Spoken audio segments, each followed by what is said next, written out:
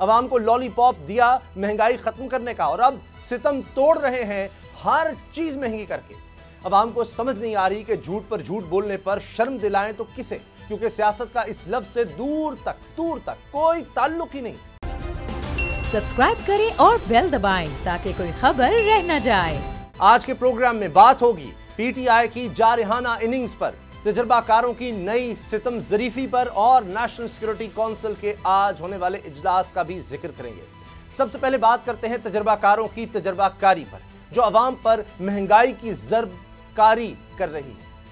इनके तजर्बे का यह हाल है कि बार बार बयान बदल रहे हैं, लेकिन सब कुछ करके भी हालात बदल नहीं पा रहे। अवाम महंगाई की चक्की में पिस रहे हैं। क्यों?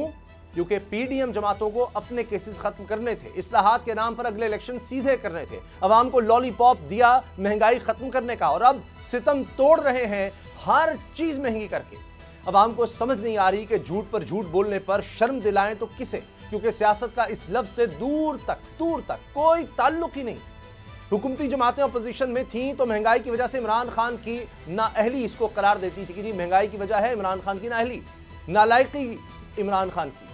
फिर जमीनों के सौदे हुए, साजिश हुई या अदम एतमाद, ये लोग हुकूमत में आ गए। होना तो ये चाहिए था कि महंगाई खत्म करते, मगर सबसे पहले अपने केसेस खत्म करने पर तवज्जो दी, फिर इलेक्शन सीधे करने की इस्लाहात भी हो गई।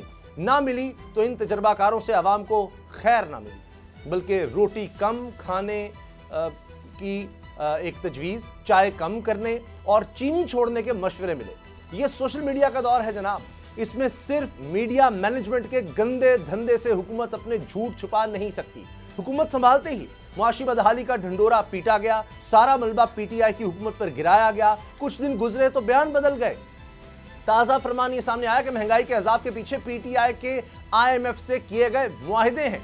मरीम नवाज पर्चे पढ़ कर पीटीआई हुकूमत की आईएमएफ से मुआहिदे से कीड़े निकालती रही, और फिर जब खुद आईएमएफ से मुआहिदे का लम्हा आया तो एक बार फिर हुकूमत पहले बयानात से साफ मुकर गई। अब मौकिफ यह है कि महंगाई का आईएमएफ मुआहिदों से कुछ लेना देना नहीं, बल्कि महंगाई आलमी मसला है। लेकिन ताज़ा खबर यह है कि साबिका हुकूमत के बजट को पीटीआई एमएफ कहने वाले अब खुद इसके आगे लेट गए हैं। अवाम पर मजीद 40 अरब के टैक्स लगाने की हामी भर ली है।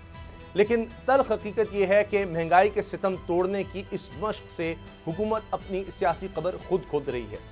पीटीआई और इमरान खान का बयान मकबूल से मकबूलतर हो रहा है। आज इस्लामाबाद में रजीम चेंज सेमिनार था, जिसमें कप्तान ने जारहाना अंदाज से मुखालिफिन पर गोलाबारी की। कहा कि खुर्रम दस्तगीर ने कहा आर्मी चीफ इमरान खान अपना रखवाना चाहता था। इसकी बात का क्या मकसद था? क्या इनको अपनी मर्जी का आर्मी चीफ चाहिए था? सवाल ये उठाया कि नवाज शरीफ क्यों हमेशा अपनी पसंद का आर्मी चीफ लेकर आया?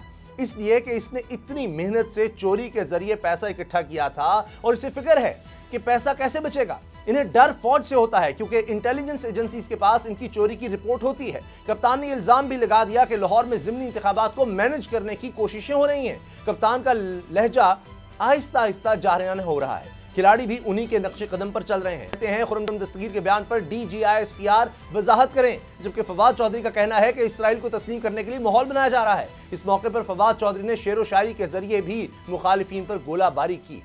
इनका कहना था कुछ तो मजबूरियां रही होंगी, यूं कोई बेवफा नहीं होता, जी तो चाहता है सच बोलूं मगर हौसला नहीं होता। सब्सक्राइब करें और बेल दबाएं ताकि कोई खबर रह न जाए।